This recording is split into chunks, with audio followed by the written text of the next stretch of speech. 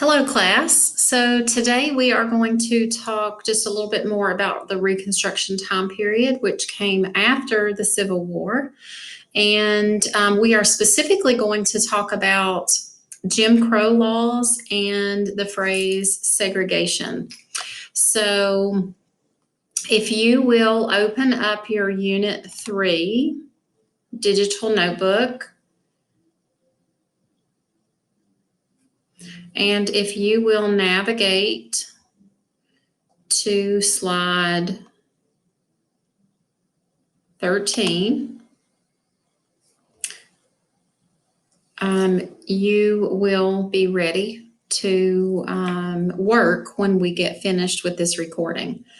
So the first thing you need to know is what segregation is. And we feel pretty confident that you have experience and prior knowledge with Jim Crow laws and segregation because you have studied Martin Luther King Jr. before, and you have studied Rosa Parks, and you know that segregation was the forced separation of races in public places like restrooms, restaurants, and drinking fountains. So segregation is the setting apart or isolating from others or a main group, and segregate starts with an S, and so does separate.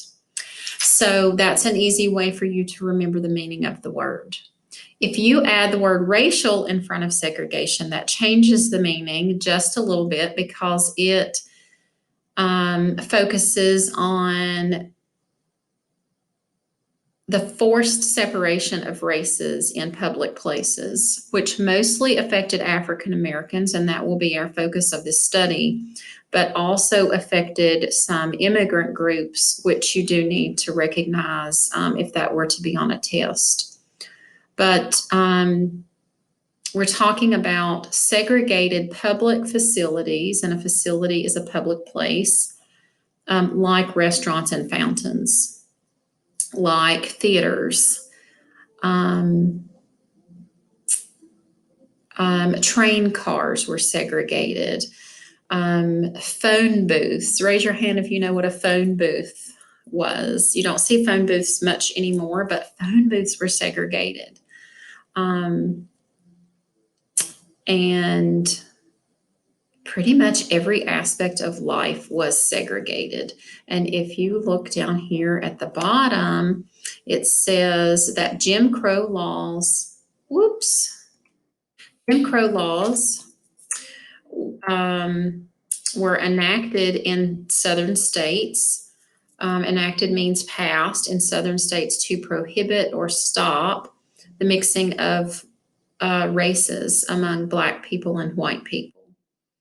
And these were laws that started after 1877 when Reconstruction came to an end in the South. And today we're going to learn where that phrase Jim Crow came from. But this affects every aspect of daily life in your education, where you go to school, because schools were segregated, in employment, where you go to get a job and you're working, in government, where you go to cast that vote, and whether or not, or the likelihood that you could be elected into a public office like a mayor or a senator, where you lived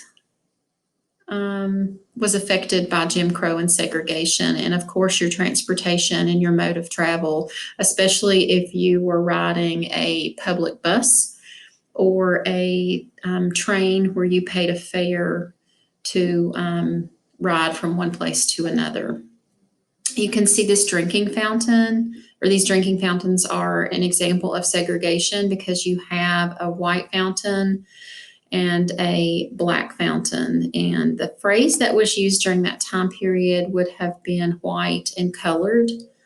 And you can see the fountains are absolutely not equal and the same. So there was a court case that determined the legalization of segregation in our nation, and that court case was called Plessy versus Ferguson. And those two terms, Plessy and Ferguson, are actually people in this court case that happened in 1896. So there was a man named Homer Plessy, and he was an African American man living in the South. And he looked like, to look at him, you could not tell his race. You could not tell that he was a black man, but he was 1/8 black. And he was a member of this group. You might call it a club. That's not really a good phrase for it, but it was a group of people, and they focused on equality in the South. And they wanted to test their new laws under the 14th Amendment and the Civil Rights Act of 1866. But specifically the 14th Amendment. And they decided that they would do it on a train car, and they needed a volunteer.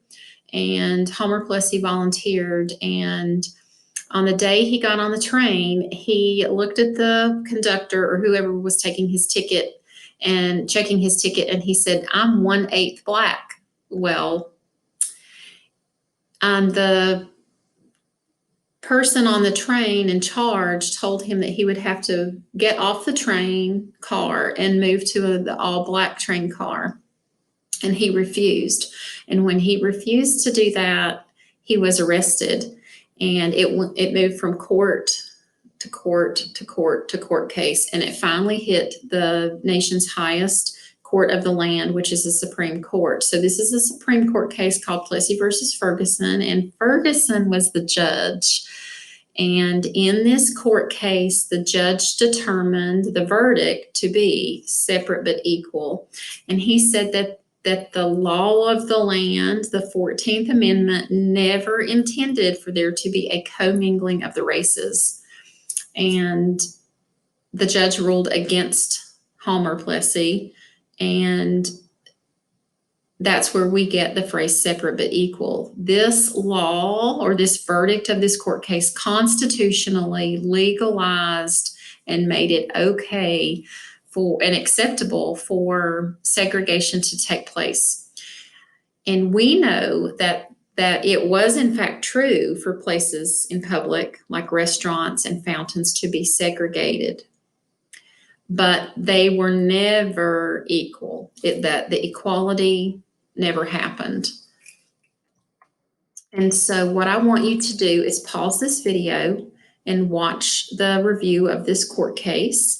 And when you get finished, you need to go to your Unit 3 notebook and click on the video and watch it, and then come back and start the video with me again. Okay, welcome back. We are now going to read together, as you follow along, a reading that will tell us where Jim Crow came from. And you'll notice that at the end, you have to answer a couple questions. You're going to define segregation, and then you're going to answer it in a complete sentence, how you would have felt about Jim Crow laws. And then you're going to complete a fill in the blank using some of the terms from our discussion in the reading today. Here we go. The Civil Rights Act of 1875 granted equal rights to blacks in public accommodations. It made discrimination based on color illegal in theaters, hotels, and on railroads, and gave blacks the right to serve on juries. However, that did not stop the South from passing segregation laws. The Jim Crow laws kept blacks and whites apart in public places like theaters, restaurants, hotels, schools, parks, trains, streetcars, and even restrooms and cemeteries. Jim Crow was a character invented by Thomas Rice for a song and dance routine in which he impersonated an old crippled slave. Minstrel shows, as they were called, were popular entertainment in the early to mid-1800s. White actors made up to look like blacks sang, danced, and told jokes, most of which made fun of slaves. So that's where your phrase Jim Crow came from, a made-up character.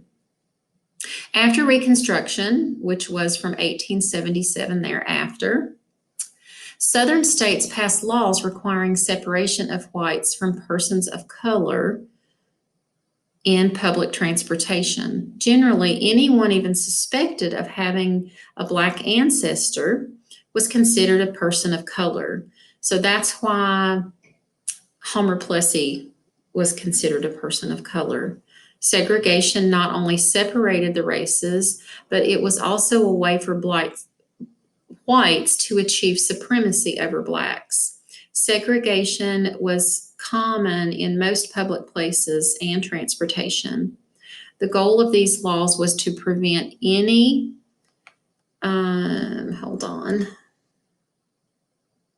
was to prevent any contact between Blacks and whites as equals.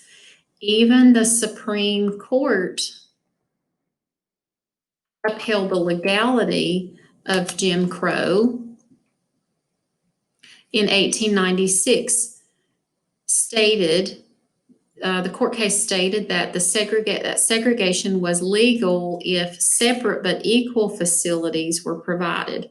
Most facilities were separate, but they were rarely equal.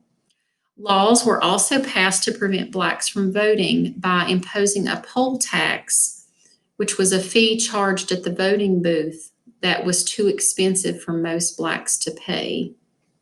Many places also required voters to pass a literacy test to be eligible to vote. Since it had been illegal to educate slaves in the South, most adult freed men could not read or write, therefore they could not vote. Segregation was also practiced in the North. Although most states outlawed it after the Civil War, segregation was a reality in practice, if not in law.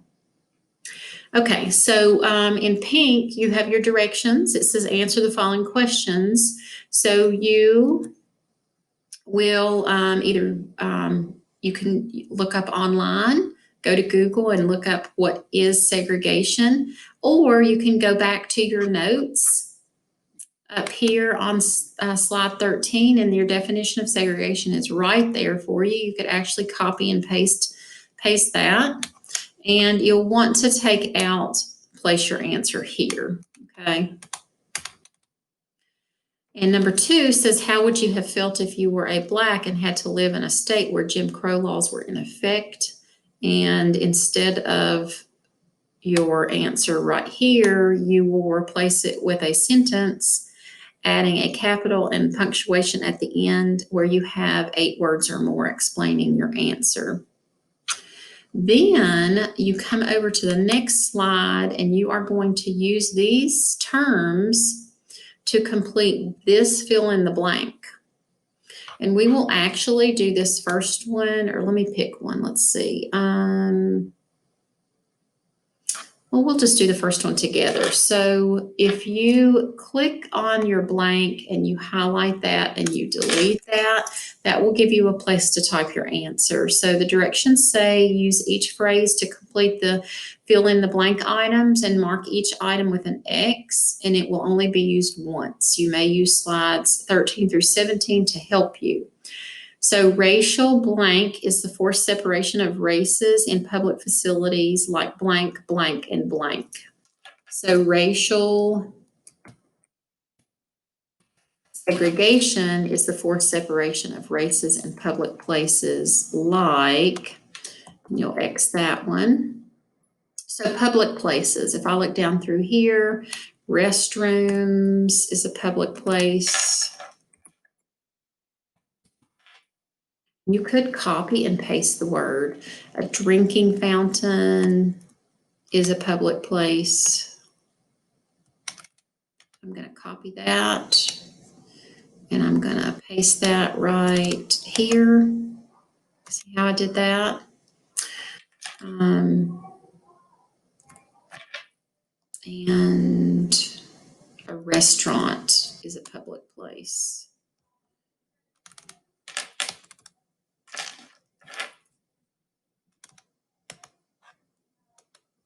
You can type it too if you want to. Okay. Okay, it is very important that you keep all this on one page and that you do not go down below this line. Also, please do not type in the speaker notes down here, because if you go over, we can't see it when you turn it in. Then go back and choose your highlight color up here, and you can highlight your answers in whatever color you would like to do that, and that way your answers are highlighted and easily seen. Okay, and that is what you will do today. If you need to review any portion of this video, you can go back and listen. And this is due by the end of class. You may have a few minutes at the beginning of class tomorrow, but you need to finish it today if you can, so that you'll be ready to review this the next class period.